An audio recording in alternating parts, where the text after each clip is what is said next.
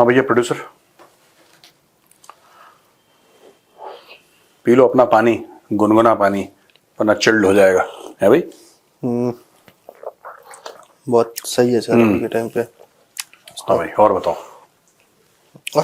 Sir Britain में grooming act का जो मामला पूरा उठा है, हाँ। एलन मस्क ने इस पूरे मामले को एक नया फ्लेवर दिया। नया क्या फ्लेवर दिया?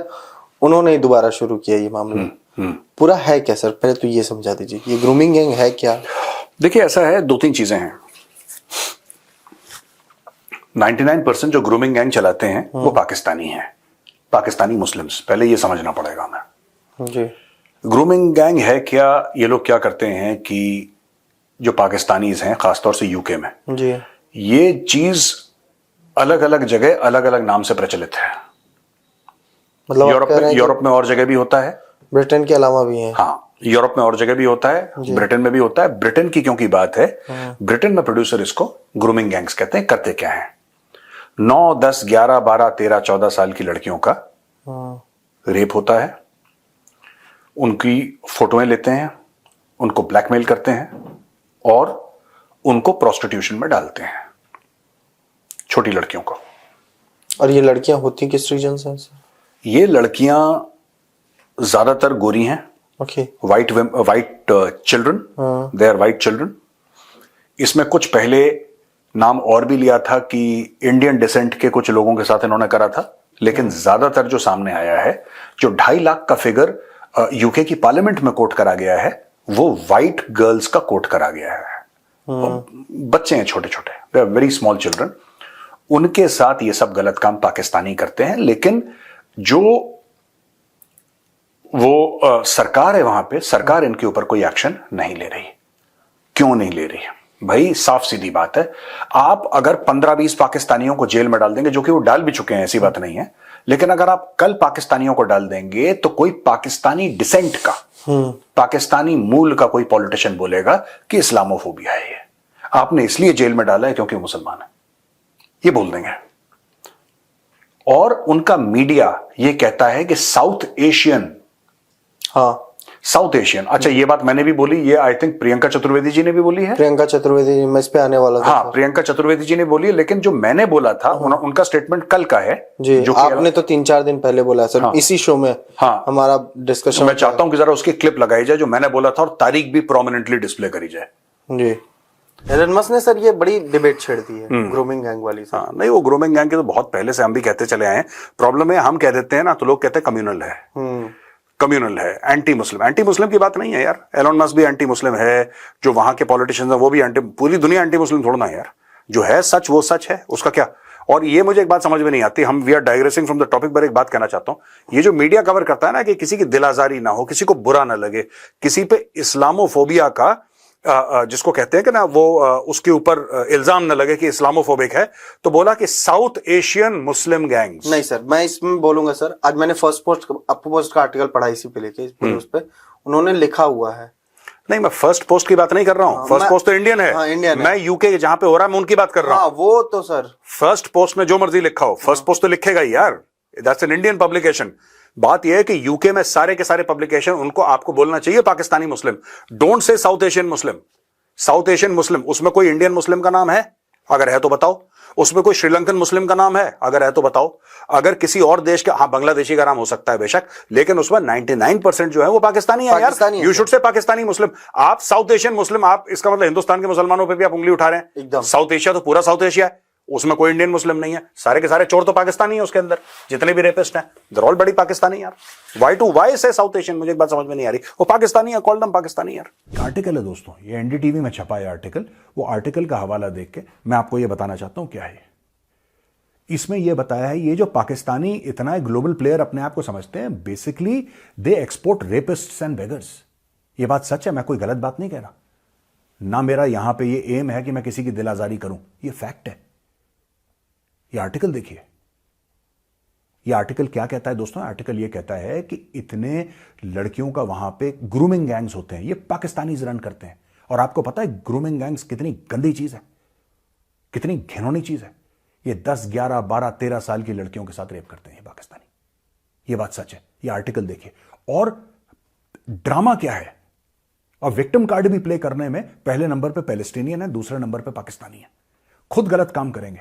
और विक्टिम कार्ड ऐसा प्ले करा है इन लोगों ने कि जो एजेंसी है एएफपी जिसने आर्टिकल दिया है वो कहती है साउथ एशियन मुस्लिम गैंग्स और साउथ एशियन मुस्लिम मेल्स।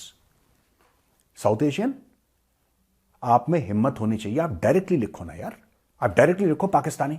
साउथ एशिया में तो इंडिया भी आता है, साउथ एशिया में श्रीलंका भी आता है, राइट? साउथ एशिया में बांग्लादेश भी आता है। आप लिखो उसमें कितने लोग हैं, उनके नाम लिखो, उनकी शक्लें डालो और बोलो कंट्री ऑफ ओरिजिन क्या है इनका, ये कौन से देश से आते हैं। अगर उसमें कोई इंडियन है, और ये मैं चैलेंज करके बोल रहा हूं, अगर कोई इंडियन है लिखो ये इंडियन ओरिजिन का है, लिखो। What do you mean by south Asian Muslim? South Asian Muslim का क्या है? There is nothing called south Asian Muslim. ये पाकिस्तानियों को बचाने की साजिश है, क्योंकि ये फिर इस्लामोफोबिया का गाना गाएंगे पाकिस्तानी, ये फिर इस्लामोफोबिया का गाना गाएंगे और फिर ये बोलेंगे कि यार ऐसा हो गया वैसा हो गया, हमें इसलिए टारगेट करा जा रहा है क्योंकि हम मुसलमान हैं। तो दोस्तों, आपने देखा यही चीज मैंने बताई थी 3-4 दिन पहले भी, और मैं लगातार ये कहता चला आया हूं कि वहां का जो मीडिया है वो मैटर को गोल घुमा रहा है। वहां का मीडिया कि भाई ये हो जाएगा, ऐसा हो जाएगा, साउथ एशियन, यानी कि किसी को बुरा ना लगे, किसी की दिल आजारी ना हो, बोलो पाकिस्तानी मुस्लिम है वो, उसमें कोई इंडियन मुस्लिम का नाम नहीं है। अगर उसमें कोई भारतीय मुसलमान है तो बताओ, हिम्मत है तो नाम लो उसका। कोई श्रीलंका का मुस्लिम है तो बताओ, नहीं। ये सारा का सारा करा धरा पाकिस्तानियों का है, ठीक है। अब ये छुप जाते हैं, इस्लामोफोबिया के पीछे छुप जाते हैं और रीजन ज्योग्राफी के पीछे छुप जाते हैं, साउथ एशिया। सर, ये यूके या यूरोपियन कंट्रीज में ये कौन सी बीमारी है कि हम कहीं हमारे ऊपर किसी उस टाइप का ऐसा धब्बा ना लग जाए कि हम जाति के आधार पे लोग, मतलब उनके रेस के आधार पे लोग, रंग भेद जिसको कहेंगे। देखो, ये है कि यूरोप का एक पास्ट रहा है, यूरोप का एक अतीत रहा है जो बहुत काला रहा है, ठीक है। अब ये लोग ओवर कॉम्पनसेट कर रहे हैं, इसको कहते हैं white guilt.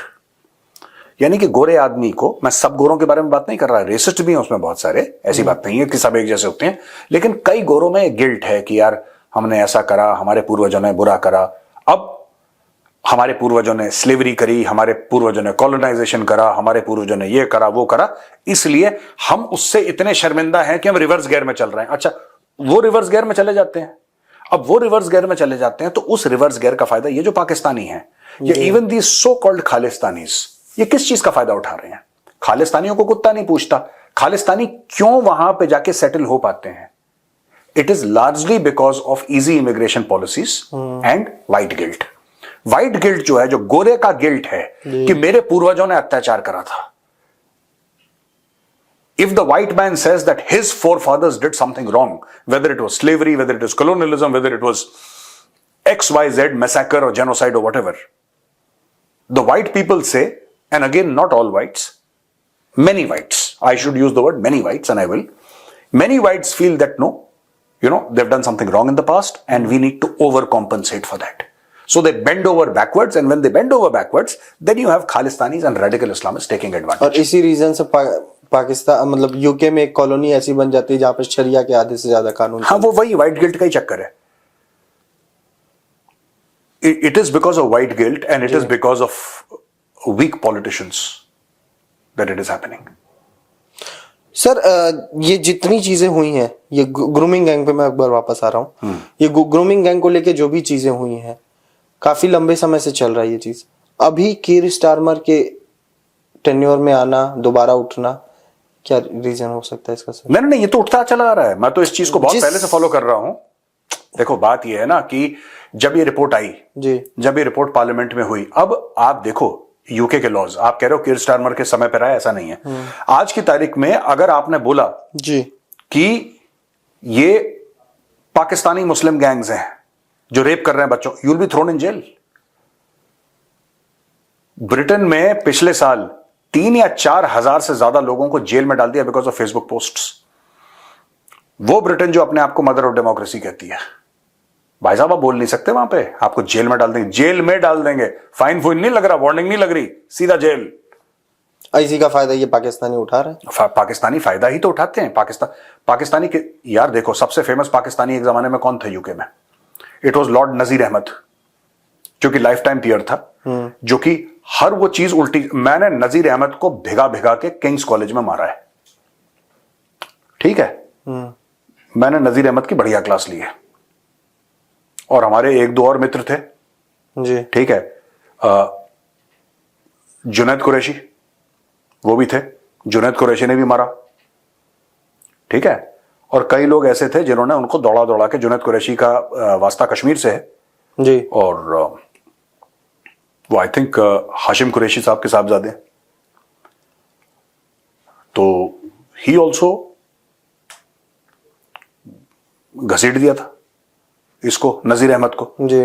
Nazir Ahmad life time peer था, हाउस ऑफ लॉर्ड्स का मेंबर था, मेंबर ऑफ पार्लियामेंट था, उसकी मेंबर ऑफ पार्लियामेंट की जो सीट है उससे, या लाइफ टाइम पीयर वाला जो उसका एक रिकॉग्निशन था, वो क्यों छिना उससे? Because he was rapping girls. आप जाके लॉर्ड नजीर अहमद जाइए, आप गूगल पे, हाँ आप गूगल पे जाइए, अभी देखिए बीबीसी की रिपोर्ट देखिए, ये पाकिस्तानी सबके सब इसी काम पे लगे हुए हैं, भीख मांगना, क्राइम करना, जेब काटना, रेप करना। आपने कभी सुना है कि पाकिस्तान का कोई साइंटिस्ट है उसने वैक्सीन बना दी? They don't do such things, they have, देखो मैं बता रहा हूं, ये जाते इसी काम के लिए हैं, ये जाते इसी काम के लिए हैं। और आप किसी पाकिस्तानी को पकड़ लो तो विक्टिम कार्ड, इस्लामोफोबिया। पैलेस्टीनियंस के बाद अगर कोई है विक्टिम कार्ड खेलने वाला, वो पाकिस्तानी है। और सारे लोग इनको प्रोटेक्ट करने के लिए, एक पूरा इकोसिस्टम है जो इनको प्रोटेक्ट कर रहा है। और आज की तारीख में भी वो कीयर स्टारमर जो है वो इतना बेशरम है, आज की तारीख में भी he is not taking any action, he is not taking any action. They don't care about their own kids. बस हम पे कोई ऐसा ना कहे कि आप इस्लामोफोबिक हैं, और ये इस चक्कर में आप अपने बच्चों का जीवन बर्बाद कर रहे हैं। 2.5 लाख की तो सिर्फ रिपोर्ट आई है। सोचिए, छोटी बच्ची है, 11 साल की, 12 साल की, टैक्सी में बैठती है।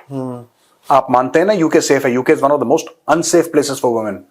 लोगों ने दिल्ली का नाम खराब कर रखा है, यूके इतना अनसेफ है कि गोरी लड़की बैठी 10, 11, 12 साल की, और अगर पाकिस्तानी टैक्सी ड्राइवर है, क्योंकि पाकिस्तानी यही काम करते हैं भाई, पाकिस्तानी कौन सा सीईओ है किसी कंपनी का? नहीं, वो तो ठीक से बोल नहीं सकते, दूसरी पीढ़ी उनकी ठीक से नहीं बोल सकती, जो वहां पे पैदा हुए हैं वो ढंग से नहीं बोल सकते, 2-3 सेंटेंस इतने जाहिल हैं ये, तो उसका काफी हाई चांसेस हैं कि उस बच्चे के साथ कुछ गलत हो जाएगा, क्योंकि टैक्सी ड्राइवर पाकिस्तानी। एक बीच में वीडियो बड़ा वायरल हुआ था, एक पाकिस्तानी टैक्सी ड्राइवर एक औरत को, पता नहीं कहां, यूएस का था, यूके का था, कहां का था, आई डोंट नो, जो उसको बोल रहा था, लड़की को, उसके साथ जो बैठी थी पैसेंजर, उसको कह रहा था यू आर वेरी ब्यूटीफुल, अगर ये पाकिस्तान होता मैं तुम्हें किडनैप कर लेता।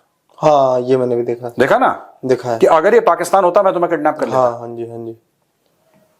अगर ये वीडियो मिलता है, इसको लिंक में डालना जरा डिस्क्रिप्शन में, अगर मिल जाता है आपको तो आप जरूर डालना इसको। मैं ढूंढता वो पाकिस्तानी कह रहा है कि मैं तुम्हें किडनैप कर लेता अगर ये पाकिस्तान होता तो। यही है। अब जब टॉमी रॉबिन्सन को जेल में डाल दिया, टॉमी रॉबिन्सन जो है उसको जेल में डाल दिया। Tommy Robinson should become the prime minister of the UK. Many people will disagree with me but he's the only man who can set UK straight. You need a guy like Tommy Robinson who understands. And you know why he's in jail? He's in jail because he told the truth. That is Tommy Robinson's biggest crime. He told the truth, they put him in jail. He should be the prime minister of the UK. Sir, जो भी चीजें हो रही हैं grooming gangs वाली, इससे India को क्या कुछ सीखना चाहिए?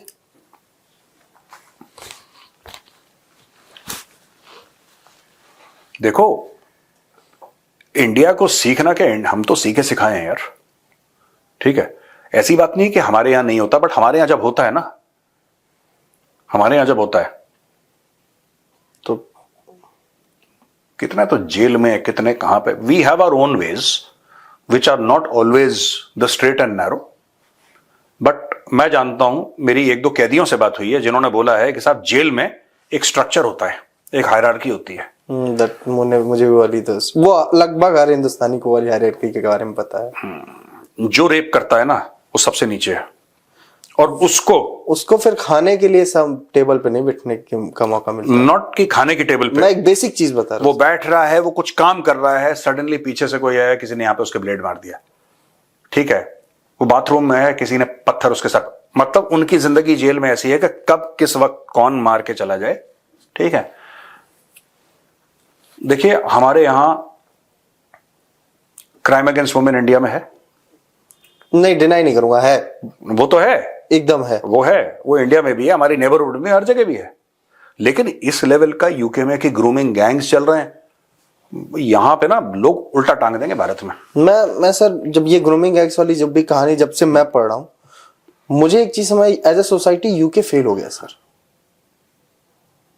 हाँ, एज अ सोसाइटी मुझे ऐसा लगता है कि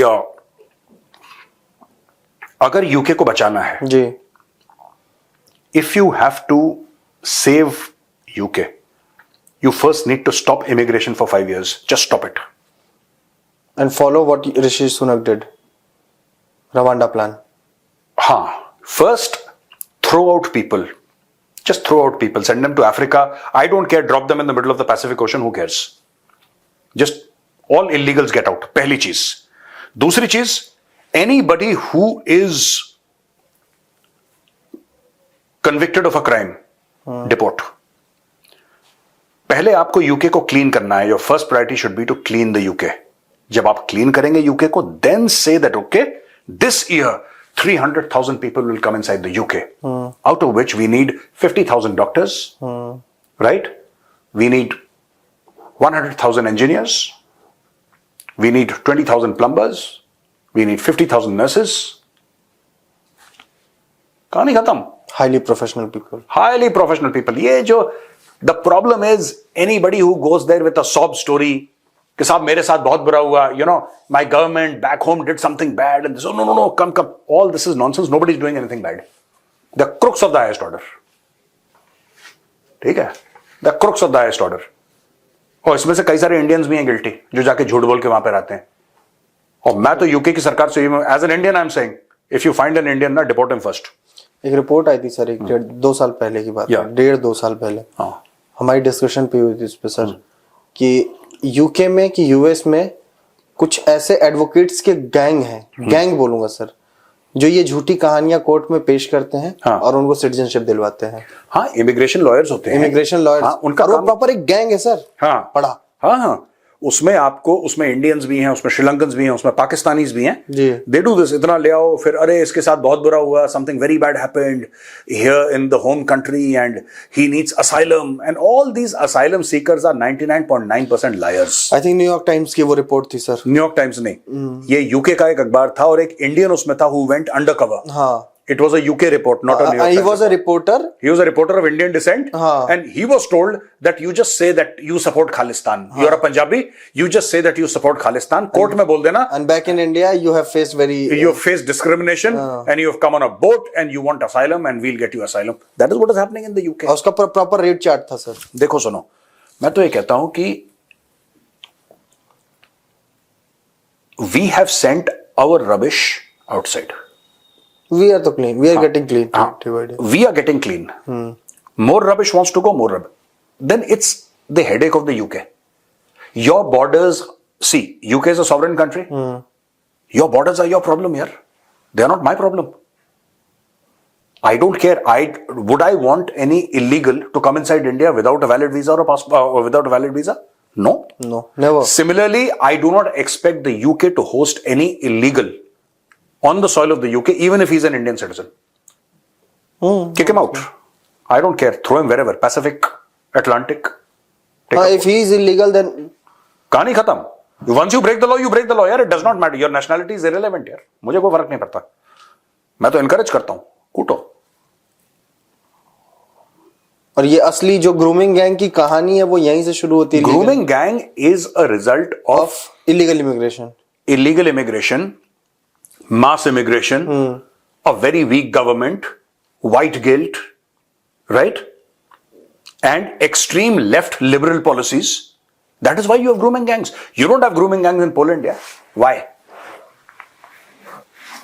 Have you ever heard of terrorism in Poland? Have you ever heard of grooming gangs? You try it in Poland. They'll hang you upside down. करो. तो भाई ऐसा है कि ये सब, it is the weakness of the British government. That is why I say you need Tommy Robinson to set it right. वो एक बंदा है जो कर सकता है. Europe He can do it. Need leaders like Tommy Robinson, Gert Wilders. You need, देखो, strength जो है ना, strength always comes from conviction. Strength always comes from conviction. Forget about grooming gangs for 1 minute. 1 minute के लिए grooming gangs को कोने में रखो, 1 मिनट के लिए. जी. The UK is sitting on a tinder box. कल वहां पे टेररिस्ट एक्ट होगी यूके में, and nobody will be able to stop it. Why? Because Hamas as a charity is working in the UK. Hezbollah as a charity, I am not saying Hezbollah नाम से, though they might have outlawed and they might have said that this is a terror organization, their proxies are working and collecting money in the UK. Yeah? If they are not, then why people came out on road, sir? जब Hamas पे attack हुआ, अगर उनके supporters नहीं थे, अगर ऐसा कोई इंसान नहीं है जो मुझे बताएगा कि हमास क्या करता है. Palestinians are the biggest frauds in the world. सबसे बड़े चोर, फ्रॉड नंबर 2 के लोग हैं Palestinians. And I have no sympathy, and I don't understand why the government of India in the past had some sort of a relationship with the Palestinians. Why do you have a relationship with terrorists? They voted Hamas to power, यार. लोग कहते हैं कि people are different. भाई, you have to take responsibility for the government you have elected. सुनो ना.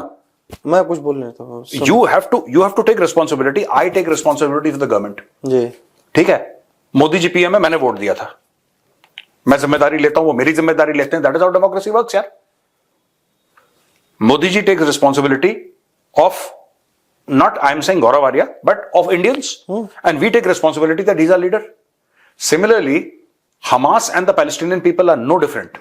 Because they elected. Hamas कैसे आया? Hamas को elect करा है. The Palestinians support.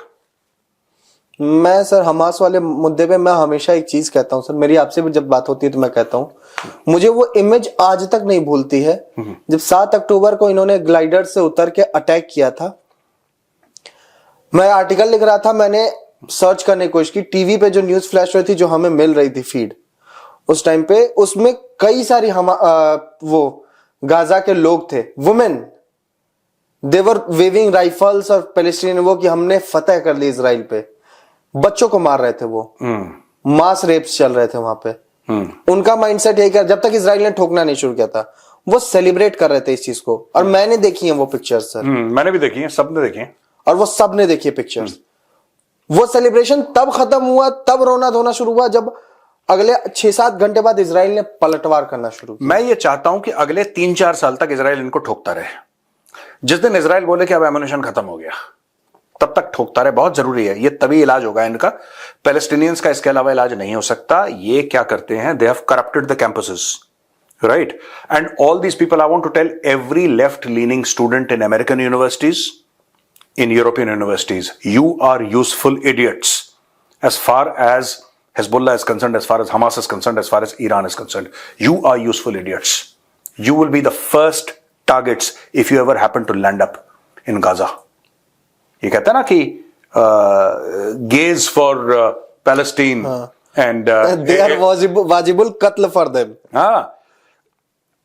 Anybody who is gay or who is वो क्या LGBTQI++ जो है, right?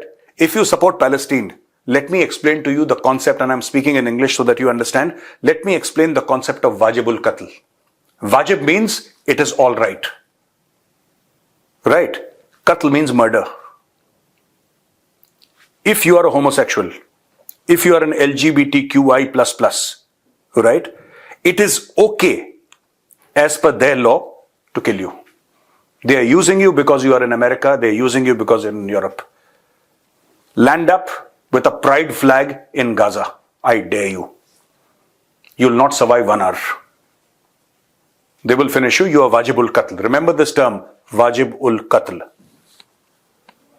इनको बताना जरूरी है. ये ऐसी नाच, इनको कुछ पता ही नहीं है लाइफ में क्या चल रहा है. ये कॉलेज कैंपसेस में हाई वो झंडे हिला रहे हैं. They think it's a big adventure. Right?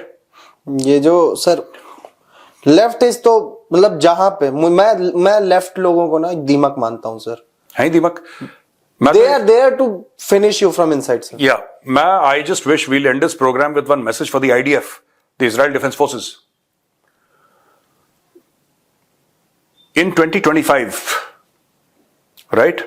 2025 should be 2024 with steroids. Behave like you're on steroids. Pro Max. It should be 2024 should be 2025 should be 2024 Pro Max. 23 was hard, हाँ 24 was harder, हाँ and now it should be hardest. Hardest. चक दे, खत्म करो इनको। ठीक है जी जी। चलो जी, ऑल राइट, चलते हैं भैया। अभी हमें टीसीडी रिकॉर्ड करना है तो फिर हम लेट हो जाएंगे। आज लेट हो गए, सवेरे से 2-3 मीटिंग्स थी हमारी, अब वो मीटिंग्स खत्म हो गई तो हमने ये रिकॉर्ड करा है। अब हम जा रहे हैं टीसीडी के लिए। ठीक है भैया, राम राम। नमस्ते।